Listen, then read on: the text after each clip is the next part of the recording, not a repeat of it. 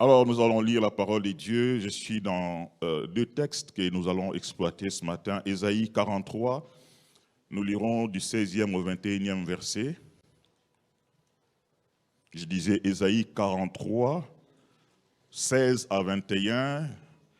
Nous lirons aussi 2 Corinthiens 5, 17.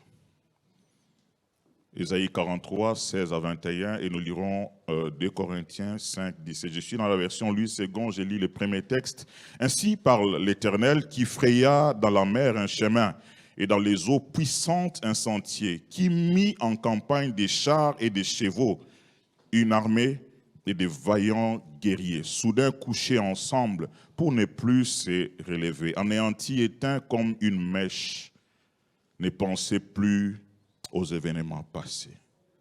Et ne considérez plus ce qui est ancien. » J'aime le verset 19. « Voici, je vais faire une chose nouvelle sur le point d'arriver. Ne la reconnaîtrez-vous pas? Je mettrai un chemin dans les déserts et des fleuves dans la solitude. Les bêtes des champs me glorifieront, les chacals et les autruches, parce que j'aurai mis des eaux dans les déserts, des fleuves dans la solitude, pour abreuver mon peuple, mon élu. Le peuple que je me suis formé publiera mes louanges. » Le verset 19e a retenu mon attention et je voudrais nous lire la version Semeur par rapport à ces versets 19e. Semeur dit ceci: « Je vais réaliser une chose nouvelle qui est prête à éclore. Ne la reconnaîtrez-vous pas? J'ouvrirai un chemin à travers les déserts et je ferai jaillir le fleuve dans la steppe. » David Martin aussi a renchéri sur ce même verset 19e. Il dit: « Voici, je m'en vais faire une chose nouvelle qui paraîtra bientôt. Ne la reconnaîtrez-vous pas? Parce que je mettrai un chemin au désert et des fleuves au lieu désolé. » 2 Corinthiens 5, 17. Si quelqu'un est en Christ, il est une nouvelle créature. Les choses anciennes sont passées. Voici, toutes choses sont devenues nouvelles. C'est comme une présentation qu'on fait. Voici, toutes choses sont devenues nouvelles. Ce matin, par la grâce de Dieu, je voudrais exploiter ces deux passages et nous parler de la saison des choses nouvelles. La saison des choses nouvelles est le thème du message que le Seigneur a placé dans mon cœur. J'allais dire que le Seigneur a imposé dans mon cœur. J'ai lutté et je me disais, est-ce que c'est de là qu'il s'agit? Et je fais toujours attention, alors que je venais avec l'homme de Dieu, on parlait, et le Seigneur est tenté de me faire des clins d'œil. Alors, j'ai toujours été aussi attentif aux modérateurs et modératrices. C'est eux qui ouvrent les chemins des fois. Alors, j'ai entendu des mots-clés sortir de la modératrice. J'ai dit, Seigneur, merci, parce que je suis sûr que je t'ai écouté. Dis à ton voisin, la saison des choses nouvelles. Bon, change de voisin. Ce voisin-là n'est pas très encourageant. Trouve un bon voisin qui est réceptif au message. Je serai en train de prêcher avec vous, alors trouve-toi un bon voisin, dis-lui la saison des choses nouvelles. Le premier texte que nous avons lu, c'est Ésaïe, les prophètes, nous les connaissons. Ésaïe, il est considéré comme un prophète intransigeant. Les lecteurs de la Bible le savent. Et Ésaïe, c'est un peu un genre aujourd'hui, on dirait extrémiste de son époque. Très intransigeant et des messages bouleversants pour le royaume de Juda et même pour les pays étrangers. Lorsque vous lisez la Bible, vous scrutez bien, vous pourrez vous en rendre compte. Et déjà, en regardant les royaumes et les règnes successifs dans Juda, avec Osias, Jotam, Akaz et Ézéchias, il était dur vis-à-vis de ces rois. Il leur parlait sans embâche, sans négociation. Il disait ce que le Seigneur lui disait de dire. C'est le genre de messages dont on a besoin aujourd'hui. Nous en avons marre des messages qui viennent caresser les gens. Nous voulons des messages, même si ça nous fait mal pour nous guérir, nous en avons besoin. Je prie le Seigneur que dans cette église, vous détestiez les messages qui vous font du bien toujours. Non, ce n'est pas ici. Je disais, les messages qui font mal sont bien pour nous guérir et pour nous édifier. les messages massages, ça cache beaucoup de choses. Ésaïe était le genre intransigeant, qui parlait et qui annonçait des choses, qui parlait des choses pour des générations à venir, qui pouvait annoncer des choses qui devaient arriver. Et ce matin, par la grâce de Dieu, je suis venu parler à quelqu'un qui passe par des circonstances peut-être difficiles, troubles. Tu ne sais pas voir, pas de perspective. Les choses sont confuses. Peut-être que les choses marchent bien, mais tu te dis, qu'est-ce qui peut arriver? Vous savez, aujourd'hui, Covid nous a montré que la surprise peut arriver de n'importe où. Tu as un bon travail, subitement, tu peux le perdre. On est dans une incertitude permanente. On est dans un stress permanent, même si on nous évoque nos stress. Mais le stress est là. Je suis venu parler à quelqu'un qui, par moments, passe par des situations difficiles, des moments de doute, des moments d'inquiétude. Le Seigneur m'envoie te dire, garde la foi. C'est simple comme message et on peut même s'arrêter là. Dis, garde la foi. Dis, pasteur, mais c'est très simple à dire et difficile à vivre. Oui, je sais, mais le Seigneur m'envoie te dire ce matin, garde la foi. Le message de ce matin, il s'adresse à une catégorie de personnes. La première, ce que je voudrais ici parler par la grâce de Dieu à celui dont le passé a été douloureux, passé difficile, et ta foi est en train de refroidir. En fait, tu regardes les événements du passé, les choses par lesquelles tu es passé et ça refroidit ta foi.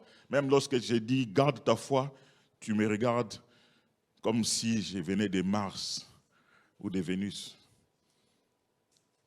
Je suis venu te parler ce matin, toi qui as été secoué. Écoutez ce que la Bible dit, c'est Ésaïe qui le dit, ne te souviens plus des événements passés. J'ai envie de dire à quelqu'un ce matin qui est passé par des moments difficiles, devient amnésique. J'ai envie de dire à quelqu'un qui a vécu des situations que personne ne peut vouloir vivre. Ne te souviens plus des événements passés. La deuxième catégorie à laquelle ces messages ce matin s'adressent, c'est celui dont le passé de la famille et même le présent ne permet pas de croire à un avenir meilleur. Tu regardes la famille, tu regardes le présent, tu regardes autour de toi, ça ne te permet pas de croire à un avenir meilleur. Tu as du mal à croire que quelque chose de bon peut arriver. Tu as du mal à croire qu'au bout du tunnel, je peux avoir une solution. Tu as du mal à croire et à espérer que quelque chose de bon peut venir. À toi, le Seigneur m'envoie te rappeler ceci. La Bible déclare, et c'est Dieu lui-même qui parle, et dit, je connais les projets que j'ai formés sur toi. Des projets de paix et non de malheur, afin de te donner non seulement un avenir, mais aussi de l'espérance. Je disais tout à l'heure que nous tous, nous craignons l'avenir. Mais Dieu dit, je te donne non seulement un avenir, mais aussi de l'espérance. J'ai pris l'Éternel des armées ce matin, que Dieu augmente ton espérance. Écoutez ce que la Bible déclare. La Bible dit, il y a la bonté pour qui espère en l'Éternel. Voilà la formule, elle est simple. Espère en l'Éternel et tu vivras sa bonté. C'est possible que les choses, les tableaux soient sombres. Mais Dieu lui-même dit, je connais. Moi, l'Éternel, je connais. Ce n'est pas ton voisin, ce n'est pas ton père ni ta mère. Peut-être ton père, peut-être ta mère, peut-être ton épouse, ton mari, peut-être tes voisins, peut-être ton boss ne croit pas en toi. Mais Dieu dit, je connais. Moi, l'Éternel, je connais. Si Dieu connaît, cela me suffit. Je n'ai pas besoin que les amis connaissent. Dieu connaît. Alors Dieu a les secrets de mon avenir. Ce matin, la bonne nouvelle, c'est que Dieu lui-même garde bien les secrets de ton avenir. Tu as raté de dire Amen. Je suis venu dire à quelqu'un que Dieu seul connaît les secrets de ton avenir. L'avenir ne dépend pas de celui qui te juge, qui te voit par rapport au présent. Cela dépend de celui qui a la destinée entre ses mains. Je connais. J'aime la Bible. Dans les détails, il dit je connais. Il ne dit pas nous connaissons. Même les anges ne connaissent pas. Il dit je connais. Moi l'Éternel, je connais les projets que j'ai formés sur toi. Les projets de paix et non de malheur. La troisième catégorie à qui ces messages est adressé. Je suis venu aussi parler à celui qui a connu les succès et des grands exploits hier et semble vivre le contraire. Des exploits sur le plan professionnel, les exploits dans la vie, les exploits. Tu as réussi dans des projets, tu réussis bien dans tes études, tu réussis bien dans tes affaires, tu réussis bien dans ton ménage. Je suis aussi venu te parler ce matin. À toi, Dieu m'envoie te dire, je suis le même hier, aujourd'hui et éternellement. S'il était seulement le Dieu d'hier, je m'inquiéterais. Or, lui, il est le Dieu d'hier, d'aujourd'hui, mais aussi d'éternellement. Tu n'as pas compris quelque chose. Voici ce que la Bible dit de lui. Il est le Dieu qui ne change pas. Il est le Dieu qui ne peut pas changer. La Bible déclare chez lui, il n'y a ni ombre de variation, ni changement. Les choses qu'il veut faire, il va les faire parce que lui, il est Dieu. Il ne dépend ni des temps ni des circonstances. Il le fait parce qu'il est Dieu et il a la capacité de faire les choses parce qu'il est Dieu. Les succès, tu as connus. Les succès, tu connaîtras. Parce que le Dieu qui t'a donné les succès hier, il est capable de donner les succès aujourd'hui. Le Dieu qui t'a donné les succès aujourd'hui, tu as réussi, il donnera les succès à tes enfants demain. Le Dieu qui est capable d'agir de génération en génération, jusqu'à la 4e génération, il est capable d'agir. Alors je suis venu dire à quelqu'un qui s'inquiète pour ses enfants, ne t'inquiète pas. Le Dieu qui a agi hier, il agira encore demain. Il agira parce qu'il a la capacité. Il n'est pas le Dieu d'hier. Il est le Dieu d'hier, d'aujourd'hui, mais aussi éternellement. J'aime l'éternellement. En fait, toutes sortes de futurs dépendent de lui.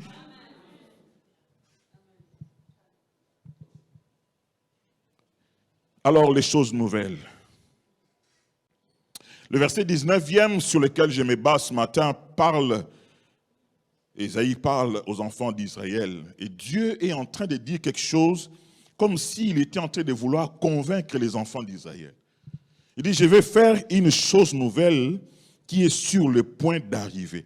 Ça, ce genre de discours, pasteur Steve, on les tient que vis-à-vis des gens qui commencent à douter. Alors, je suis sur le point de faire quelque chose qui est sur le point d'arriver. Bon, à une certaine époque, on montrait des trucs de magie à la télé. On regardait. Bon, les magiciens un peu disent, je vais sortir un truc là après, mais ça peut rater aussi. Mais le Dieu qui parle, il dit, je suis sur le point de faire quelque chose qui est sur le point d'arriver. Moi, à ta place, je resterai au garde à vous, attentif, en train de regarder ce que Dieu veut faire de nouveau. C'est pourquoi ce matin, je suis venu annoncer à quelqu'un la saison des choses nouvelles. Je suis en train de susciter dans ton cœur une attente, une expectative dans la position de quelqu'un qui veut recevoir des choses nouvelles de la part de Dieu. Sur le point d'arriver, cela veut dire aussitôt. Sur le point d'arriver, cela veut dire ça peut être tout à coup. Sur le point d'arriver, c'est souvent surprenant. Même toi-même, à qui la chose est donnée, tu es surpris que ça arrive tôt. Je ne sais pas. Je suis venu dire à quelqu'un que Dieu peut accélérer les processus. Je ne sais pas ce que tu attends. Peut-être que ça dépend des procédures, des critères établis ici en Belgique, mais Dieu peut donner de la vitesse. Je suis venu dire, en fait, Dieu peut donner de la vitesse à un processus qui a traîné. Il va faire des choses nouvelles qui sont sur le point d'arriver. En parlant des choses nouvelles, Dieu veut dire ceci. Cela veut dire, premièrement, le sens des choses nouvelles. C'est une chose que vous n'avez jamais vue.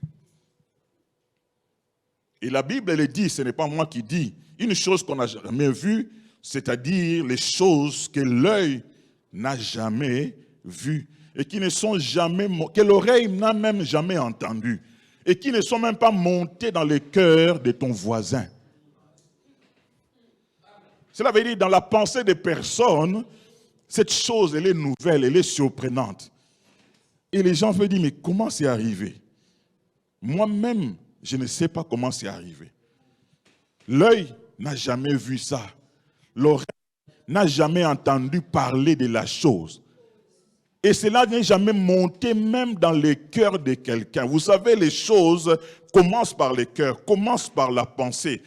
Et cela se matérialise par la suite. J'ai pris l'Éternel des armées, je lève ma main droite. Que les choses que Dieu va faire surprennent quelqu'un. Que les choses que Dieu va faire surprennent ton entourage. Que les choses que Dieu va accomplir te surprennent toi-même. Afin que ta foi augmente. Les choses nouvelles sont la base même de notre foi. Lorsque Dieu accomplit des choses surprenantes et nouvelles, notre foi en lui augmente. Et notre consécration aussi augmente. Chose nouvelle, le deuxième sens, c'est que c'est une chose que vous n'avez jamais expérimentée. J'ai envie de dire à quelqu'un que tout ce que tu vois et que tu as déjà eu, ce n'est pas tout ce qui existe. Tu as l'impression que tout ce que tu as, c'est le maximum. Dieu n'a pas encore donné le maximum. Je suis venu en fait dans cette saison des choses nouvelles annoncer à quelqu'un une saison du maximum. Ne laisse pas ton esprit croire que le minimum là que tu as eu, qui te fait du bien, c'est tout ce que Dieu peut faire. Non. Dieu est capable de donner plus que ça. C'est pourquoi je parle des saisons. Je sens que le Seigneur m'envoie écrire un livre sur les saisons. Et je le ferai. Et dans chaque saison de notre vie, Dieu fait les choses surprenantes. Afin que toi-même, si tu vas à Hollywood, tu veux dire, moi, j'ai une histoire à raconter. Un cinéaste va te prendre. Tu vas raconter ton histoire avec des choses surprenantes qui vont faire un film avec des séries. Et la série finie, on attend la prochaine saison. Et saison 1 est finie, on attend la saison 2. On va attendre la saison 3. C'est la bonne nouvelle que j'annonce à quelqu'un. Dans les choses nouvelles, il y aura des expériences nouvelles. Les expériences nouvelles, c'est en réalité une meilleure révélation de Dieu qui agit dans nos vies. Dieu se révélera dans les choses qu'il va faire et accomplir dans nos vies. Quelqu'un m'a dit amen ce matin. Troisième sens des choses nouvelles. Une chose nouvelle, ici dans le sens de ce que Dieu veut que nous puissions partager ce matin, c'est une chose qui fera oublier les souffrances du passé. Une chose qui fera oublier les souffrances du passé. Une chose qui va effacer les souffrances du passé. La Bible déclare dans Psaume 126, « Quand l'Éternel ramena les captifs de Sion, nous étions comme ceux qui font un rêve. » Je crois et ce que Dieu dit, tu seras comme si tu faisais un rêve. Tu ne vas pas croire que cela est vrai. Tu seras en train de taper, est-ce que je suis réveillé, c'est bien moi. Je ne crois pas que cela est arrivé, mais c'est ça même. Les souffrances du passé, ça, c'est la spécialité des dieux d'effacer. J'ai amené un frottoir ce matin pour effacer les souffrances de ta tête. Les traumatismes des choses du passé qui te retiennent. Vous savez, il y a tellement de choses, des expériences mauvaises qu'on fait, même lorsqu'on vient dans la présence de Dieu. Au lieu de commencer à adorer, contempler Dieu, on est là en train de pleurer. On pleure sur son passé, on pleure sur les choses. On croit que c'est nous-mêmes les malheurs du monde. Le diable aime ça. Il insuffle ça dans nos cœurs. Au lieu que tu apprécies la grâce, tu ne sais pas apprécier la grâce. Je prie l'Éternel que tu apprécies la grâce. Si tu es en vie, c'est qu'il y a de l'espérance. Si tu vis, c'est qu'il y a de l'espérance. Tant que tu n'es pas mort, c'est que quelque chose peut se passer. Tant que tu vis, c'est que quelque chose peut se passer. Au Congo, je ne sais pas comment le traduire. Je vais traduire en français. Ce qui est mauvais, c'est la mort. Au Congo, on dit ça. Tant que je ne suis pas mort, c'est que quelque chose peut se passer. Tant que j'ai la vie en moi, quelque chose peut se passer. Tant que j'ai le souffle de vie en moi, quelque chose peut se passer. Tant que je respire et je laisse le mouvement, je peux vivre quelque chose. Les souffrances du passé ne me feront pas oublier la bonté de Dieu. Les souffrances du passé ne vont pas m'empêcher de louer l'Éternel. Louer, c'est facile. Je vais louer l'Éternel. Même dans la douleur, les sacrifices de louange monteront. Même dans la douleur, je célébrerai l'Éternel. Même dans la douleur, je magnifierai l'Éternel. C'est pourquoi quand tu n'as pas envie de prier, chante les cantiques. Loue le Seigneur. Adore le Seigneur. Ne t'apitoie pas sur ton sort. Ça, c'est la stratégie du malin. Les choses nouvelles sont celles qui font oublier les événements du passé.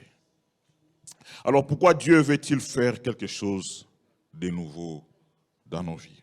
Pourquoi est-ce qu'il veut faire quelque chose de nouveau? Quelques réponses. La première,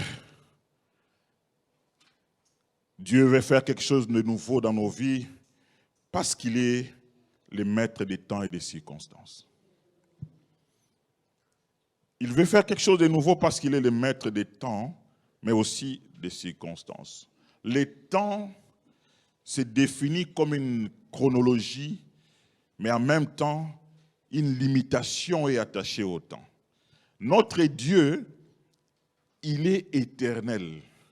Cela veut dire qu'il ne dépend pas du temps. Le temps, Kairos, ne détermine pas Dieu. Dieu est en dehors du temps, c'est pourquoi on l'appelle éternel. Quand nous regardons la montre qu'il est 11h20, ça ne concerne pas Dieu. Quand nous regardons le calendrier, nous disons que c'est 2023, c'est notre calendrier à nous. Quand on dit que c'est le 8e mois, c'est notre calendrier à nous. Et quand les hommes disent que tu es en retard, c'est par rapport à leur montre. Le Dieu qui veut faire une chose nouvelle ne dépend pas des temps. Il a le contrôle des temps.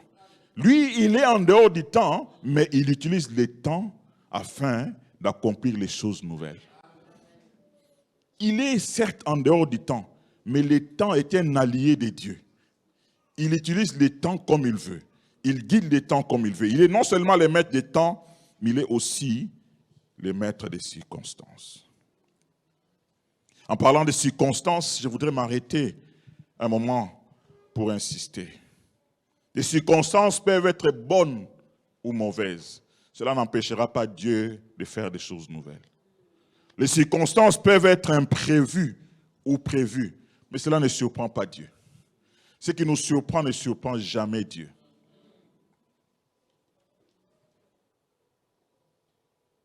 Les circonstances sont contrôlées par notre Dieu.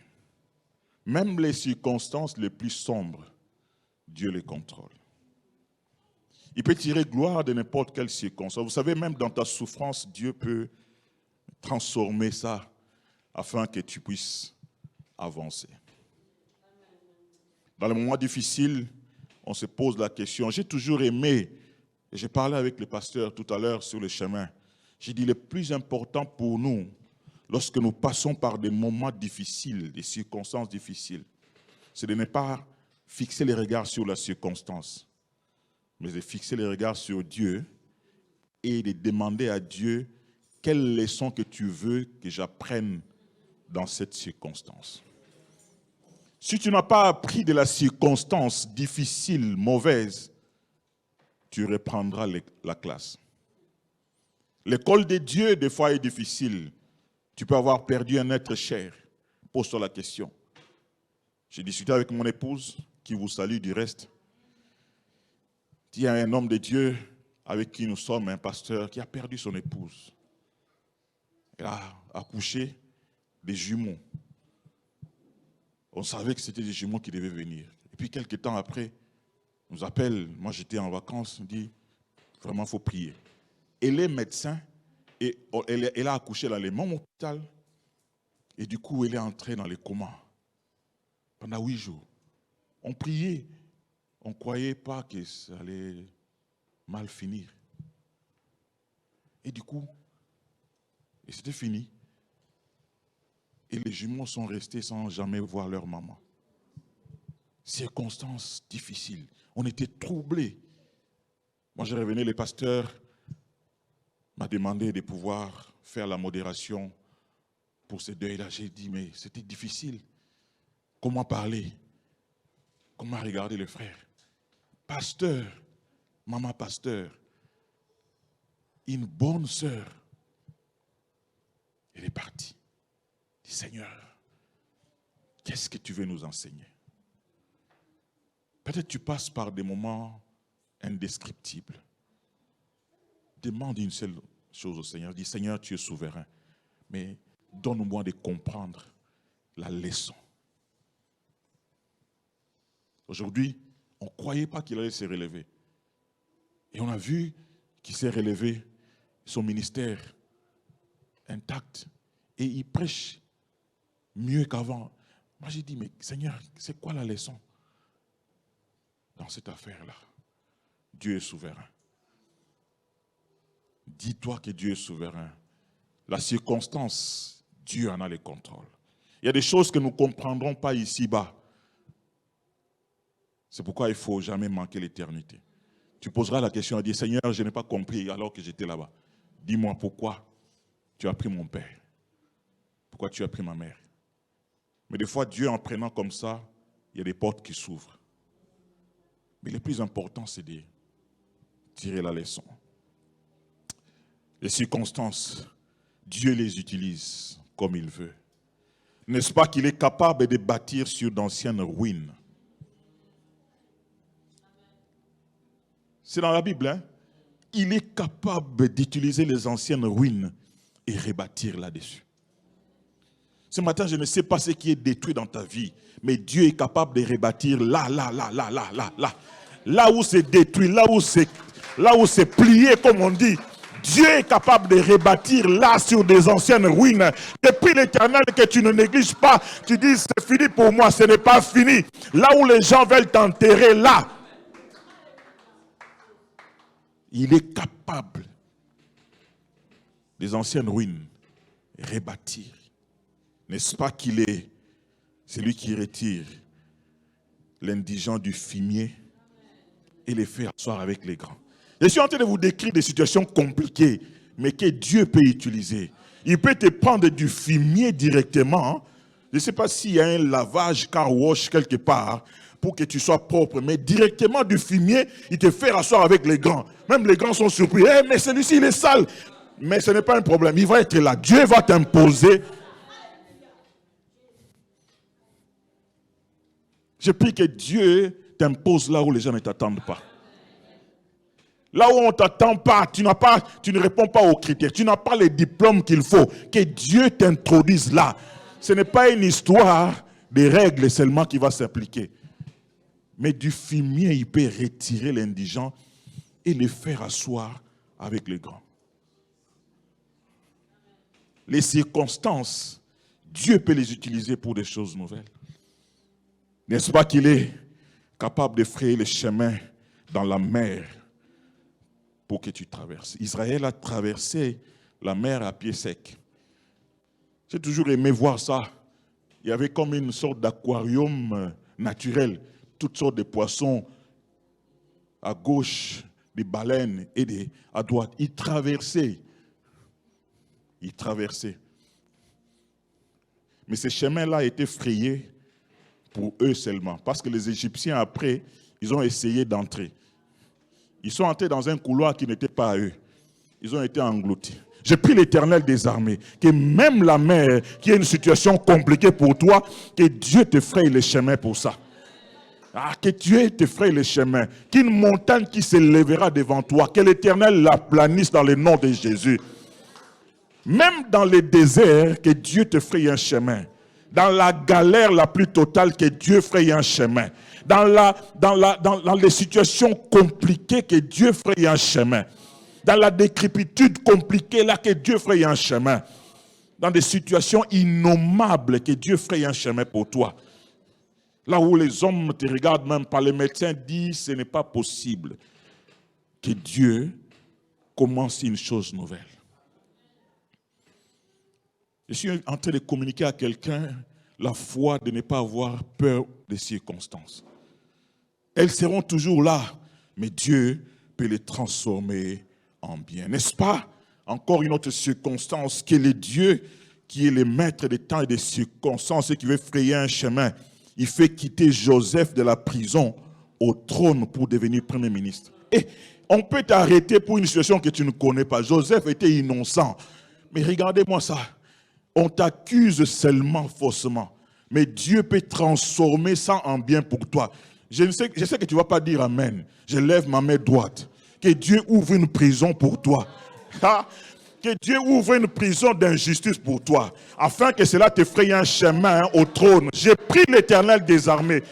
Que Dieu, par cette prison injuste, par ces accusations injustes, te fraye un chemin de la royauté. Que Dieu t'ouvre les portes à cause de la souffrance infligée par les hommes. Même les systèmes des humains, lorsqu'il va se lever contre toi, que tu sois un Joseph. Que Dieu multiplie les Josephs dans cette église. Que Dieu fasse de toi un Joseph. Je suis en train de dire, ce n'est pas anodin. De la prison à la primature. De la prison à la primature. La prison à la primature. Circonstances, mais entre les mains de Dieu, ces circonstances peuvent engendrer une chose nouvelle. Je prie que le Seigneur te fasse introduire et qu'il utilise les circonstances, bonnes ou mauvaises. Ce matin, c'est ma prière la plus sincère pour toi. Deuxième raison pour laquelle Dieu veut faire une chose nouvelle. Deuxième raison pour laquelle Dieu est capable de faire une chose nouvelle. La deuxième raison, c'est qu'il renouvelle ses bontés chaque matin. Pourquoi il veut faire quelque chose de nouveau? C'est parce que Jérémie, plutôt Lamentation de Jérémie 3, 22 dit que les bontés de l'Éternel ne sont point épuisées. Ses compassions ne sont point à leur terme. Et se renouvellent chaque matin. Ce n'est que quelqu'un qui a la capacité de renouveler les bontés qui est capable de faire une chose nouvelle.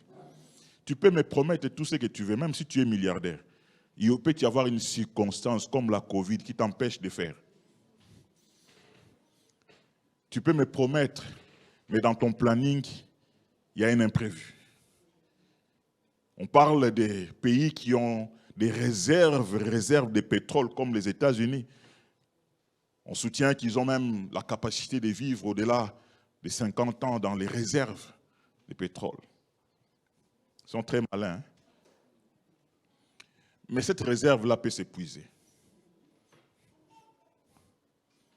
Elle peut s'épuiser. Mais Dieu, les dieux que nous servons, les dieux que je suis venu t'annoncer, il a un stock inépuisable de bonté. Il a un stock inépuisable de bonté. Il y a les bontés de l'Éternel pour lundi. Il y en a pour mardi. Il y en a pour mercredi. Il y en a pour jeudi.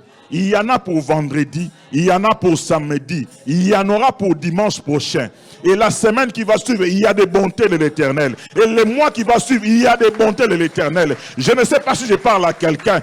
Demain, lundi, tu vivras les bontés de l'Éternel. Mardi, il y a des bontés. Ce n'est pas des bontés d'hier. Il y a des bontés renouvelées. Nous, quand on était au Congo, on avait l'habitude de manger les foufous d'hier. Il était bon, maman Vicky, ces foufous-là. On s'est disputé ces foufous. Il est bizarre. Et avec les feuilles de manioc, on chauffe. Et ces foufous-là, on les bouffait. Mais les bontés de l'Éternel, on ne chauffe pas. Chaque matin, c'est nouveau. Chaque matin, ça se renouvelle. Je prie l'Éternel qu'il te renouvelle chaque jour. Il y en a pour toi, il y en a pour ton voisin, il y en a pour ta voisine, il y en a pour tout le monde. Même si nous sommes des milliards et des milliards, l'Éternel des armées, il a des bontés qu'il renouvelle chaque matin. Ce n'est pas du réformatage. Chaque matin, il y a comme une sorte de régénérescence. Chaque matin, il y a comme une sorte de régénérescence de cellules qui se renouvellent, Les bontés d'hier, on n'a que faire. Je comprends pourquoi Moïse, après avoir vu tout ce que Dieu a fait avec les enfants d'Israël, des miracles, des prodiges, Moïse avance et dit, si tu n'es pas avec nous, ne me fais pas avancer. Il dit, fais-moi voir ta gloire. Moi j'ai dit, Moïse, toi tu es ingrat. Tu n'as pas vu ce que Dieu a fait. Mais Moïse, il dit, les bontés d'hier, merci Seigneur. Mais moi, je veux les bontés d'aujourd'hui. Je veux voir les bontés d'aujourd'hui. Les bontés de l'Éternel se renouvellent. C'est pourquoi il est capable de faire une chose nouvelle. Qui est sur le point d'arriver? Ce n'est pas du réchauffé. C'est du chaque matin. Comme le pain. Chaque matin. C'est les pains là, si ce n'est pas fini hier, on jette. Ça a commencé dans les déserts avec la manne. On ne mange pas la manne d'hier. Ceux qui ont essayé de manger la manne d'hier, ils ont eu des problèmes. J'ai béni le Seigneur pour toi. Que les bontés se renouvellent.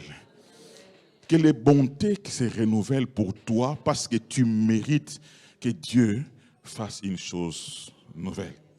Alors, quelles sont les caractéristiques des choses nouvelles?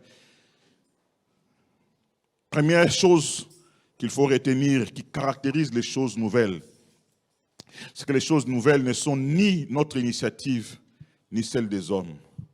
C'est Dieu lui-même qui en est l'initiateur. Ce ne sont pas les hommes. Je l'ai dit, je vais insister. Ni les hommes, ni les systèmes du monde, ni les gouvernants, ni la communauté internationale. Ici, ça passe encore. Chez nous, Congo, communauté internationale. C'est l'initiative de Dieu. Dieu lui-même, il en a l'initiative. Ésaïe dit, c'est le verset 19, « Je suis, moi l'Éternel, sur le point de faire quelque chose de nouveau, sur le point d'arriver. » En fait, Dieu est en train de dire, les derniers mots m'appartiennent. Ce n'est pas un homme qui va parler, les derniers mots m'appartiennent. J'aime ce que Job a dit alors qu'il était en train de passer par des moments difficiles. Circonstances difficiles. Vous savez, j'ai lu ces livres sur Job. Pasteur, on lit l'histoire de Job en différé. On en raconte comment est-ce que le diable était allé dire à Dieu, qui a dit, est-ce que tu as vu mon serviteur Job? Mais Job, il n'avait rien à voir. Il peinard dans son coin. Le diable est en train de parler avec Dieu de lui. Il dit, oh non, mais il te craint parce que tu lui as béni. Tout ça là, Job ne sait rien. Et Dieu fait un deal avec le diable. Il dit, ouais, vas-y, prends tout ce qui est à lui, mais ne touche pas à son âme. Vous savez, nous lisons la parole de Dieu, c'est des chapitres. Mais cette histoire macabre et triste de Job s'est passée en un seul jour. Il a perdu tous ses enfants en un seul jour. Il a perdu tous ses biens. Chaque serviteur venait lui annoncer des mauvaises nouvelles. Il était debout jusqu'à ce qu'il s'est mis par terre. Mais écoutez ce que Job a dit. Mon Rédempteur est vivant. Il s'élèvera les derniers. Mon Rédempteur est vivant. Il s'élèvera les derniers. Celui qui a les derniers mots, il s'élève les derniers. Ce n'est pas qu'il vient en retard. Ça veut dire que lorsqu'il vient, c'est la prise de finition. Et lorsqu'il a parlé, personne ne parlera. Lorsqu'il a dit, c'est un point plus que final.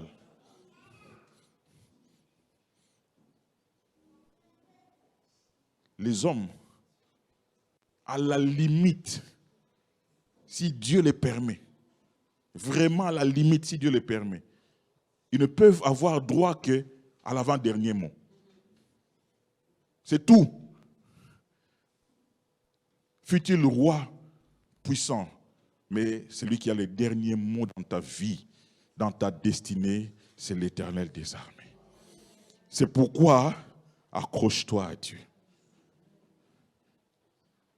Je ne sais pas ce que le médecin t'a dit. Il a certainement ouvert les grands bouquins de la médecine. Il a pris ses lunettes, il a fait comme ça. Il t'a dit des choses compliquées. Moi, je retiens difficilement les noms des maladies.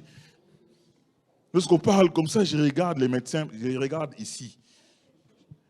Ok, tu as fait tout ça, la faculté de médecine, tu as été faire la spécialisation, c'est bien. Que tout homme soit considéré menteur. Seul Dieu est vrai. Je suis venu parler à quelqu'un à qui le médecin a dit des choses compliquées. Des diagnostics compliqués, ce n'est pas mon problème. Je ne suis pas contre vous les médecins si vous êtes là, ou si vous me suivez à travers les lignes. Je ne suis pas contre vous, mais je connais les créateurs du ciel et de la terre. Je connais le Dieu qui a inspiré la science de la médecine. Je connais le Dieu qui a créé le corps humain et qui a les derniers mots, qui a l'initiative des choses nouvelles. Je prie, si tu es malade ce matin, que Dieu renouvelle les cellules de ton corps.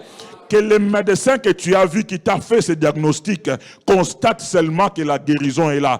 Vous savez, il ne va pas dire c'est Dieu, il va dire mais je ne comprends pas, mais qu'est-ce qui s'est passé? Ce n'est pas l'histoire de qu'est-ce qui s'est passé. Refais l'examen. Et lorsqu'il va refaire l'examen, il va constater que Dieu a fait quelque chose de nouveau qui surprend même la médecine, qui surprend même la science, qui déjoue tous les plans. Vous savez, c'est toujours bien de voir ces choses arriver afin que la foi augmente. Que la foi augmente. Deuxième caractéristique des choses nouvelles. Les choses nouvelles nous ouvrent les portes de l'impossible et de l'extraordinaire. L'impossible et l'extraordinaire, leurs portes sont ouvertes justement par les choses nouvelles. Je suis toujours au verset 19e d'Ésaïe que nous avons lu. La Bible déclare quelque chose de surprenant. Je mettrai des eaux dans les déserts et des fleuves dans la solitude. Révérend, jusqu'à ce que je commence à travailler au Tchad, j'ai fait une mission dans les déserts. Je ne connaissais pas les déserts. On parle dans les déserts, vous lisez ça. Dans les déserts, si tu ne connais pas les déserts, tu ne peux pas conduire dans les déserts. Ce n'est pas n'importe quel chauffeur qui conduit dans les déserts. Dans les déserts, il n'y a pas d'eau. Hein? Et Dieu dit, je mettrai les eaux dans les déserts. Il y a même une prison au Tchad, qu'on appelle Korotoro, c'est une prison de haute sécurité. Là-bas, aucun prisonnier ne s'évade. Parce que si tu t'évades, tu vas te retrouver, perdu, et tu n'as pas d'eau. Donc les gens sont sages dans leurs cellules.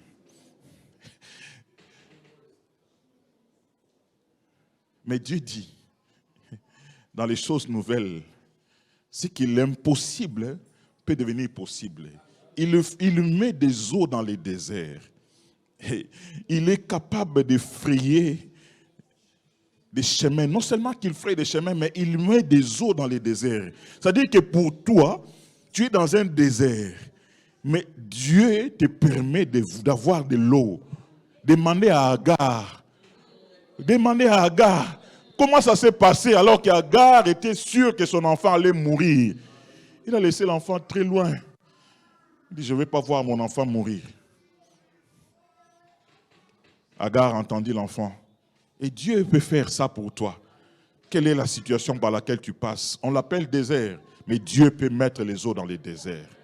Mais aussi, il peut mettre des fleuves dans la solitude. J'ai pris que cela soit ton cas dans le nom puissant de Jésus. Les choses impossibles, c'est les choses... Je vais encore titiller les médecins. Je connais une sœur. Mes filles le savent. Aujourd'hui, elles connaissent sa fille. Elles n'ont jamais eu d'enfant. l'âge avancé. Je vais aller plus loin. Elle est entrée dans la ménopause. Pas d'enfant. Son mari, aussi d'un certain âge, avec le poids de l'âge, beaucoup de problèmes de santé. Pas d'enfant. Mais on a prié. On a prié. Les médecins ont dit, ah, c'est plié, c'est plié. Jusqu'à ce que le Seigneur l'a visité. Et on ne savait pas, elle est revenue et dit, j'ai envie qu'on se retrouve, on va rendre grâce à Dieu. Bizarrement, elle était toujours assise, elle avait un coussin qu'elle tenait comme ça. Ah. Puis à un moment donné, à la fin, elle enlève le coussin, on constate qu'il y avait quelque chose. Elle dit, oh, bon, vous savez, c'est possible dans ce moment-là de commencer à dire, avec l'âge, c'est pas évident que cette grossesse-là, c'est pas évident, on ne sait jamais. On dit, Seigneur, on a multiplié encore de prières, Seigneur. Et il y en a à quel âge aujourd'hui? Aujourd'hui où je vous parle, cette fille a 12 ans. D'une maman ménopausée, d'un papa dont l'âge est... J'ai pris l'Éternel des armées, que Dieu fasse quelque chose d'impossible. Que l'impossible soit ton lot dans le nom de Jésus. J'aime ce que la médecine fait, des découvertes, des maladies, des traitements. Mais ce que j'aime, la Bible a anticipé à tout ça. Il dit, la parole de Dieu dit, je vous guérirai de toutes vos maladies. C'est-à-dire les maladies connues, non connues, découvertes et non découvertes. Lorsque la médecine va découvrir la maladie, l'œuvre de la croix avait déjà agi. Lorsque la médecine va découvrir, surprenant, il y a un problème, l'œuvre de la croix avait déjà arrêté. Je prie, je bénis le Seigneur pour l'œuvre de la croix. Et je suis en train de proclamer et déclarer la bonne santé dans ton corps. Si tu étais malade, que Dieu touche là où tu es malade. Si tu vivais dans une maladie chronique, tu es obligé de prendre des médicaments tous les jours. Que Dieu touche ton corps. Que Dieu touche ton corps. Que Dieu renouvelle ta santé. Que Dieu te touche, même là où les gens ont pensé que ce n'est pas possible. Que Dieu manifeste sa bonté dans ta santé. Je suis en train de prier, même si c'est pour quelqu'un de ta famille qui n'est pas ici. La main de l'Éternel n'est pas courte. La Bible déclare qu'elle touche là où cette personne est restée à la maison. Que Dieu touche là où la personne est restée à la maison. La saison des choses nouvelles, c'est la saison des choses impossibles. Les possibilités de Dieu vont rendre les choses possibles.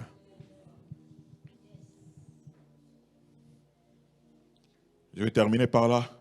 Les choses nouvelles nous poussent à publier les louanges à l'Éternel. Quand Dieu fait ça, nous devenons des louangeurs. Permettez-moi les mots. Les louanges coulent à flot.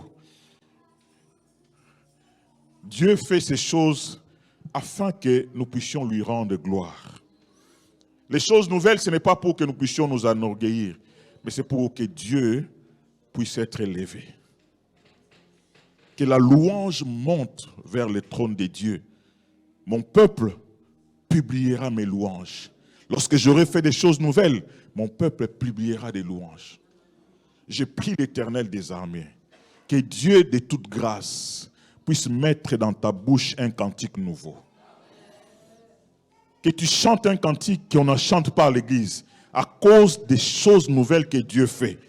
Des choses que tu n'as jamais vues, mais tu deviens compositeur.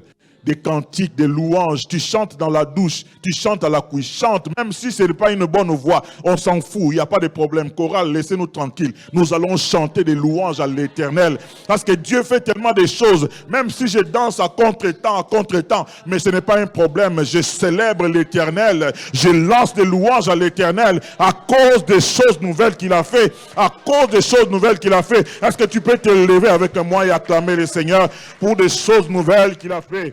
Pour des choses nouvelles qu'il est sur le point de faire.